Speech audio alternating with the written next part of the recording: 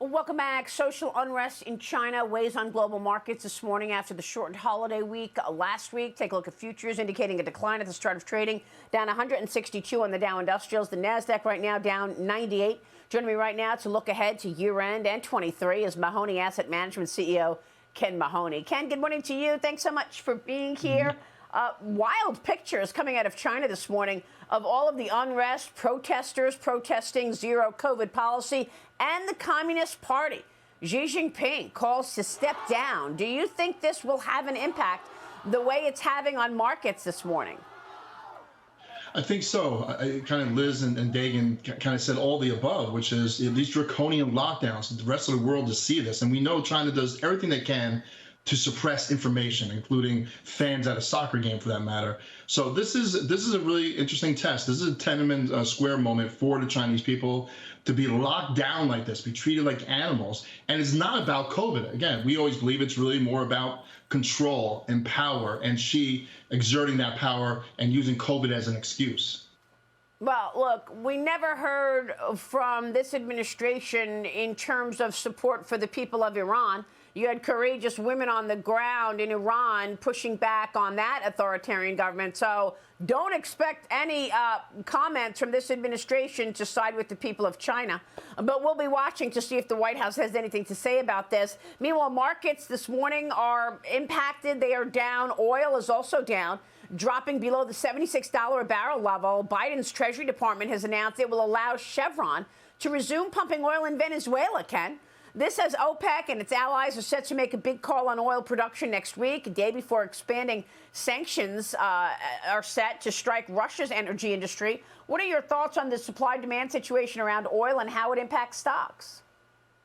Well, some of it started with China last week with the slowdown because of the draconian lockdowns and the demand for oil kind of coming down. But, we're in this pickle, this energy crisis or energy policy miscue, because of this administration. I mean, we went from energy independent to energy dependent in about 19 minutes, a couple of executive orders, and here we are.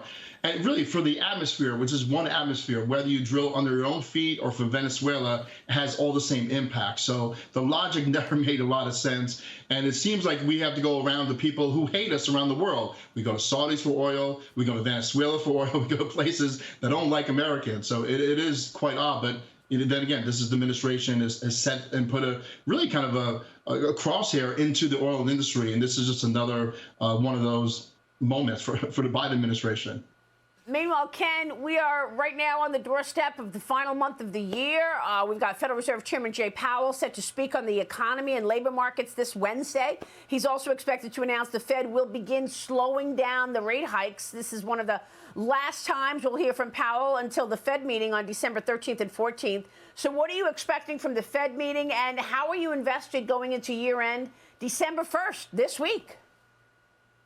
Right. So as for the first part of it, as far as Powell, they've indicated the minutes are going to slow down. So probably expect a 50 basis points, then a quarter in a quarter. I like to think we're in the 7th or 8th inning of this, and we don't have to go to extra innings, so to speak, because there are some Fed governors that may want to push up the terminal rate well past 5%. For us in the end of the year, we kind of see where we are. Look, value's had a pretty decent year. Those value ETFs are up. It's a growth stocks. It's a growth names. Then inflation's been biting them. And again, you see the Nasdaq down more than 20% year to date. And I think going forward, the midterm elections are positive. That's a healthy tailwind, obviously. You have the seasonality effect. And of course, some of the other impact. But I guess the problem we really have, and we can throw a wet blanket on this market right now, if you don't mind, Maria, is where we are with earnings. Companies with hot potato with higher energy costs are not able to pass it on to consumers. Higher unit costs, labor costs are going there.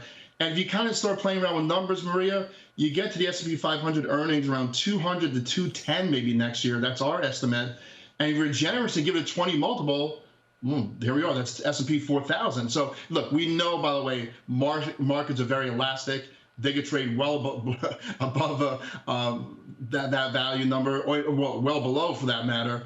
But again, just get a sense here. We've had a huge move since middle of October to us, and the clouds that are forming in China with the weight of the S&P 500 kind of around fair value-ish. We'd be looking to sell into this rally a little bit. All right, cautious going into year end after a pretty good November. depending on which average you look at. You're talking about 2.5% to 4% gains for the major indices in the month of November so far. Ken, it's great to catch up with you. Thank you so much. Great. Thank you.